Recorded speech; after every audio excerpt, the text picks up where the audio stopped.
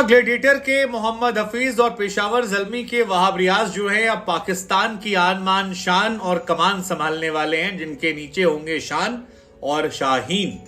हाँ जी, कहानी ये है कि पाकिस्तान क्रिकेट में फिलहाल भूचाल का दौर जो है वो तेज हो गया है और आलम यह है कि पाकिस्तान में सब कुछ बदल रहा है, सब कुछ बदल रहा है। वैसे पाकिस्तान में बदलना बड़ा अच्छा होता है, एक बार ये, अगली बार वो, परसों वो। सरकारें भी ऐसी बदलती हैं, वही नवाज शरीफ रहते हैं, वही लोग आगे पीछे आते रहते हैं और वैसे ही उन्हें क्रिकेट बोर्ड होता है।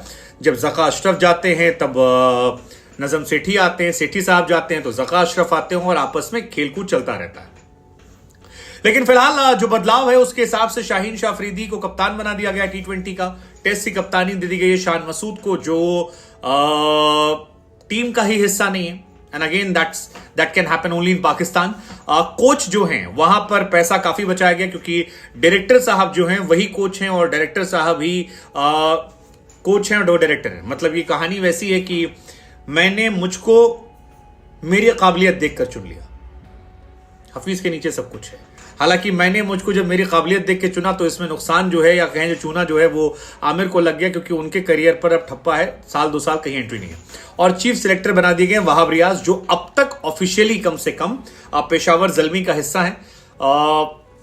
छोड़ेंगे नहीं छोड़ेंगे, वैसे वो मंत्री भी हैं तब भी वो खेल रहे थे। मतलब बड़ी दिलचस्प कहानी यार कि एक आदमी एक राज्य का मंत्री भी है, एक आदमी PSL की टीम में खेल भी रहा है और वो पाकिस्तान कि क्रिकेट को भी चुनेगा कि भाई फलाना आदमी मुझे नहीं धमाका होना चाहिए। Sometime I believe one position one person वाली थ्योरी जो होती है बेहतर होती है, क्योंकि कम से कम क्लैरिटी होती है। अब अगर पेशावर ज़ल्मी, और वैसे भी पाकिस्तान में और जरूरी है क्योंकि पाकिस्तान में जो पुरानी लॉबी गई है अभी इंजमाम उल हक, रिजवान या बाबर आजम वाली, उस पर एक बहुत बड़ा आरोप था कि सिलेक्शन क्राइटेरिया में पारदर्शिता यानी ट्रांसपेरेंसी नहीं थी। ये आरोप लग रहे थे और इस आरोप की वजह भी थी।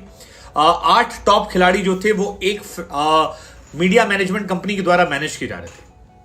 आरोप ये लग रहा था कि एक मीडिया मैनेजमेंट कंपनी जो है वो दबाव बनाती है कई सारे ऐसे प्लेयर्स को लेकर कि सेलेक्ट कर लो, टीम में खिलाना मत खिलाना, लेकिन अगर टीम का हिस्सा रहेंगे तो उससे हमें एंडोर्समेंट में ताकत मिलेगी। और इसी बात को आधार बनाकर इंजमाम से इस्तीफा लिया गया था।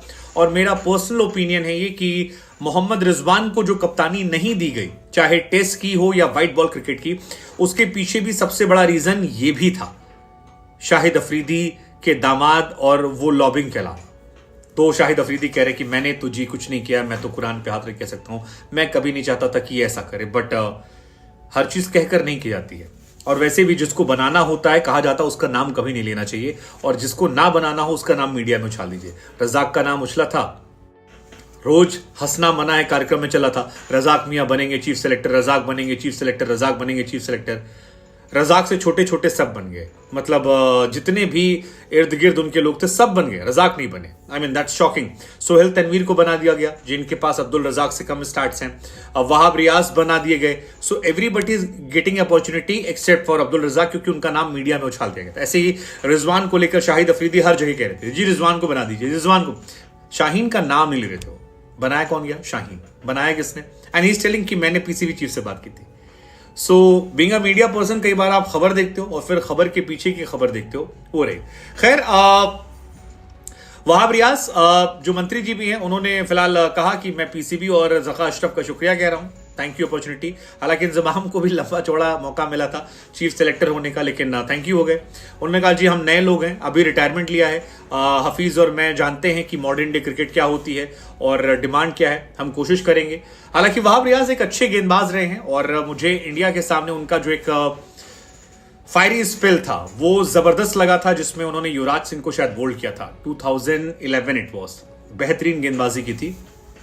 सो वो है। लेकिन हैरानी मुझे बस इस बात की है कि ये दोनों PSL का हिस्सा कैसे हो सकते हैं, क्योंकि अब तक ऑफिशियली इन लोगों ने PSL से वापस नाम नहीं लिया। हालांकि वहाब को लेकर एक पोस्ट जरूर आया है पेशावर ज़ल्मी की तरफ, और उस पोस्ट में लिखा गया है कि thanking Wahab Riaz for his exceptional services to the team, thank you for your countless contribution for 8 long years and you will always be an integral part of Zalmi family।